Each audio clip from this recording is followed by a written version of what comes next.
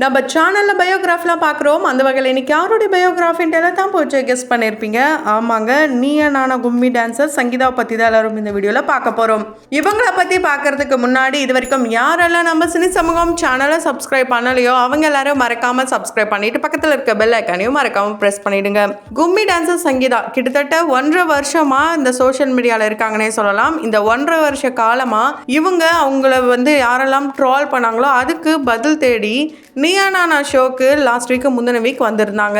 So இந்த ஷோவில் ரொம்ப ஹைலைட்டாக பேசப்பட்டதும் இவங்க தான். அண்டு கடைசியாக கிஃப்ட் வவுச்சர்லாம் கூட வாங்கிட்டு போனாங்க. அந்த அளவுக்கு இவங்க தெளிவாக பேசியிருக்காங்கன்னே சொல்லலாம். எடிட்டிங்கில் ஒரு பக்கம் தூக்குனாலும் அவங்க என்ன பேசினாங்கன்றத சமீப காலமாக அவங்க சில இன்டர்வியூஸில் சொல்லிட்டு வராங்க. ஸோ இவங்க யார், இவங்க எப்படி இந்த மீடியாக்குள்ளே வந்தாங்க, இவங்க செய்கிற பிஸ்னஸ், இது எல்லாத்தையுமே தொடர்ந்து இந்த வீடியோவில் பார்க்கலாம். அதுக்கு முன்னாடி இவங்களுடைய டான்ஸ் எனக்கு ஓகேவா தான்ப்பா இருந்தது, இதில் என்ன தப்பு இருக்குது அப்படின்ட்டு யாரெல்லாம் சொல்கிறீங்களோ அவங்க கமெண்ட் பாக்ஸில் மறக்காமல் கமெண்ட் பண்ணுங்கள்.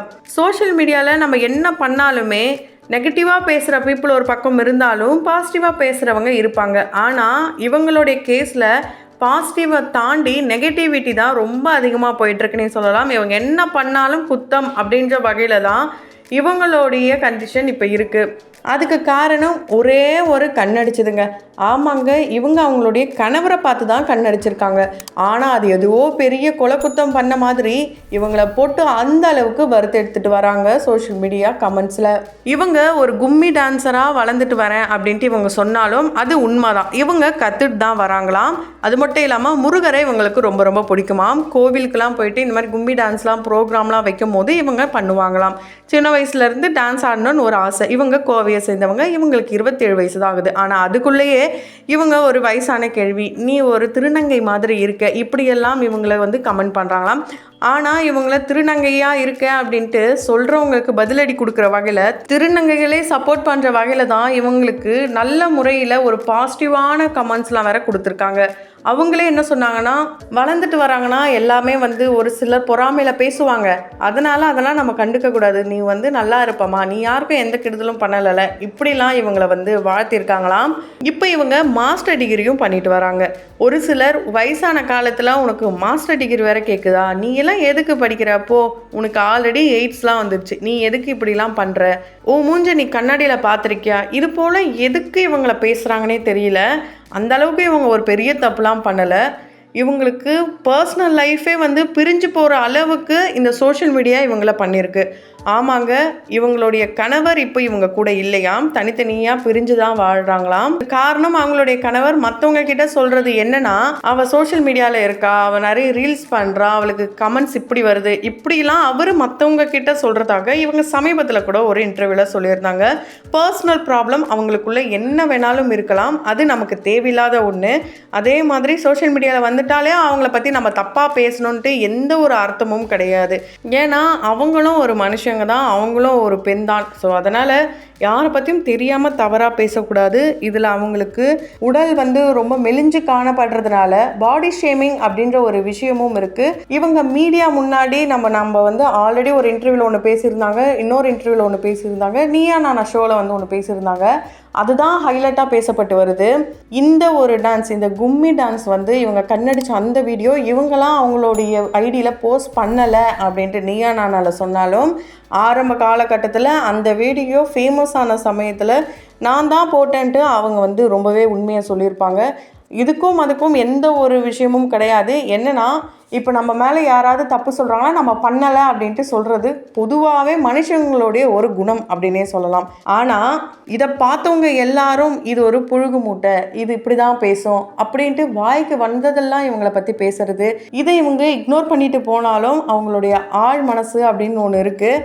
ஸோ அந்த உள்ளத்திலிருந்து இவங்க ரொம்பவே டிப்ரெஷனுக்குள்ளேயும் போயிருக்காங்க. அப்படி டிப்ரெஷனுக்குள்ளே போகும்போது அவங்களுடைய குழந்தை தான் இவங்களுக்கு ஞாபகத்துக்கு வரும். அந்த அளவுக்கு அவங்களுடைய குழந்தை ரொம்ப ரொம்ப இவங்களை அன்பாக பார்த்துக்கிறதா இருக்கட்டும், சின்ன பிள்ளையாக இருந்தாலும் ரொம்ப ஒரு சப்போர்ட்டிவான குழந்தை, அப்பா கூட இல்லை இருந்தாலும் இவங்க அம்மா எனக்கு டான்ஸ் பிடிக்குமா, நீ எனக்கு ஆடி காட்டுமா, நான் இது போல் ஃபேமஸ் ஆகணும்னு நினைக்கிறேன், எனக்கு என்னுடைய திறமையை வெளிக்காட்டணும், இது போல் அவங்களுடைய பிள்ளை சொன்னதுனால தான் அந்த ஒரு வீடியோவை கூட இவங்க சோஷியல் மீடியாவில் போட்டிருக்காங்க. எல்லாருமே அவங்களுடைய திறமைகளை வெளிக்காட்டணும் அப்படின்ட்டு தான் ஒரு சிலர் சோஷியல் மீடியாவை நல்ல முறையில் பயன்படுத்துகிறாங்க, ஒரு சிலர் தீய வழியிலையும் யூஸ் பண்ணுறாங்க. அதை அவங்க யூஸ் பண்ணுற விதம் தான். ஆனால் இவங்க போட்ட ரீல்ஸாக இருக்கட்டும், டான்ஸ் வீடியோவாக இருக்கட்டும், அவங்க குழந்தைய வச்சு பண்ணுற வீடியோவாக இருக்கட்டும், இதெல்லாம் பார்த்துட்டு குழந்தைய வச்சு எப்படி பிழக்கிறா பாரு, இதுக்கும் ஒரு குத்தம். அதாவது ஒருத்தவங்களை பிடிக்கலை அப்படின்னா அவங்க என்ன பண்ணாலும் பிடிக்காம தான் போகும். அந்த மாதிரி ஒரு பர்சனாக தான் இப்போ இவங்க இருக்காங்க. ஸோ இவ்வளோ விஷயங்கள் இந்த சோஷியல் மீடியா மூலயமா அடிபட்டாலும் இவங்க அதை வச்சும் ஒரு பிஸ்னஸ் பண்ணிகிட்ருக்காங்க. என்னென்னா இவங்க ஒரு சாரீ பிஸ்னஸ் பண்ணுறாங்க. ஸோ சாரியை அது மூலயமா இவங்க வந்து நிறையவே மார்க்கெட்டிங் பண்ணிகிட்ருக்காங்க ஒரு பக்கம். இன்னொரு பக்கம் அரசியல் அப்படின்ற ஒரு விஷயமே தெரியாமல் இருந்து தளபதி விஜய் அவர்களே இவங்களுக்கு ரொம்ப ரொம்ப பிடிக்கும்ன்ற ஒரே காரணத்தினால டிவிகேல போய் சேர்றாங்க. சேர்ந்தது மட்டும் இல்லாமல் அந்த கட்சியில் எனக்கு பொறுப்பு கொடுத்தா தான் நாங்கள் இருப்பேன்ட்டு சொல்லிட்டு போன ஒரு பெண்ணின் மத்தியில் எனக்கு எந்த பொறுப்புலாம் வேணாங்க, எனக்கு எங்கள் அண்ணன் இருக்கிறாரு அது போதும், அவர் பேரை சொல்லியே நான் 4 பேருக்கு நல்லது செஞ்சுட்டு போயிடுறேன் அப்படின்ட்டு இவங்க அரசியல்லாம் என்னன்ட்டு படிக்க ஆரம்பிச்சிருக்காங்களாம். அண்டு சில பேருக்கு இவங்க போயிட்டு ஹெல்ப் பண்ணிட்டும் தான் இருக்காங்க. அதெல்லாம் யாருக்கும் அன்னுக்கும் தெரியல. அண்ட் இன்னொரு முக்கியமான விஷயம் வந்து பேசப்பட்டு வருது. இவங்க கேஸ்ட் ரீதியாக அந்த ஷோவில் பேசிட்டாங்க, அதனால் கோபிநாத்தும் கோவப்பட்டார் இப்படிலாம் சொல்லப்பட்டாலும் ஆப்போசிட் டீமில் இருந்த ஒரு பையனா இவங்களை கேஸ்ட் ரீதியாக கேள்வி கேட்டது, உறுதிமொழி எடுக்கிறீங்களா, இது போல் கேள்வி கேட்டதாக சொல்லப்படுது. அதை இவங்களே ஒரு இன்டர்வியூவில் சொல்லியிருப்பாங்க. ஸோ அந்த ஒரு விஷயத்தை ஒரு ஹைப்பை க்ரியேட் பண்ணணுன்றதுக்காக கட் பண்ணி போட்டுட்டு இவங்களே கேஸ்ட்டை வந்து எடுத்து உள்ளே விடுற மாதிரி சில கேஸ்டோடைய நேமை கூட இவங்க சொல்லியிருப்பாங்க. ஆனால் அங்கே நடந்ததை எப்போவும் போல தான் அந்த சேனல் அப்படியே மறைச்சிருக்காங்க. இவங்களுக்கு இந்த டான்ஸ் மட்டும் இல்லாமல் சிலம்பமும் ரொம்ப ரொம்ப பிடிக்குமாம். சிலம்பம் கிளாஸ் கூட போயிருக்காங்க. நிறைய 7-8 ஸ்டூடெண்ட்ஸ் பேட்சுக்கெலாம் இவங்க வந்து கிளாஸ் எடுத்திருக்காங்களாம். இந்த அளவுக்கு கும்மி டான்ஸில் வளர்ந்துட்டு வர இவங்கள பார்த்துட்டு நீங்கள் என்ன கலையை வளர்த்தீங்க அப்படின்ற கேள்வி கேட்குறவங்க அவங்க என்ன கலையை தெரிஞ்சுக்கிட்டாங்கன்னு தெரியல. ஒருத்தவங்களை வந்து எந்த அளவுக்கு மட்டும் தட்டி பேசுகிறோமோ அந்த அளவுக்கு மட்டும் தட்டி பேசுகிறாங்க. ஸோ இந்த வீடியோ பார்க்குறவங்க என்னம்மா அவங்க என்ன இவ்வளோ கொடுத்தாங்க, அவங்களுக்கு என்ன இவ்வளோ சப்போர்ட் பண்ணுற, அவங்களுக்கு என்ன நீ சின்சானா அப்படின்ட்டு நிறைய பேர் வந்து கமெண்ட் பண்ணுவாங்க. அவங்களுக்காக நம்ம வந்து சப்போர்ட் பண்ணிலாம் பேசலை, இருக்கிற விஷயத்த நம்ம சொல்கிறோம். அண்ட் அது மட்டும் இல்லாமல் அவங்கள பற்றி அந்த அளவுக்கு தப்பாக பேசுகிற அளவுக்கு அவங்க ஒன்றும் ரொம்ப பெரிய தப்புலாம் பண்ணலை. இங்கே அவ்வளோ பெரிய தப்பு பண்ணுறவங்கள வெளியே ஜாலியாக சுற்றிட்டு இருக்காங்க. அதையே சோஷியல் மீடியாவில் எடுத்தும் போடுறாங்க. அப்படி இருக்கிற சமயத்தில் ஒரு சின்ன ரீல்ஸு அதுவும் கண்ணடிச்சு, அதுவும் அவங்க ஹஸ்பண்டை பார்த்து கண்ணடிச்சு ஒரு குத்தோன்ற வகையிலலாம் சில பேர் ரொம்ப பெருசாக பேசி அவங்க வந்து மனசளவில் உடஞ்சி போயிட்டு இப்போ சமீப காலமாக சில இன்டர்வியூஸ்லாம் கொடுத்துட்டு வராங்க.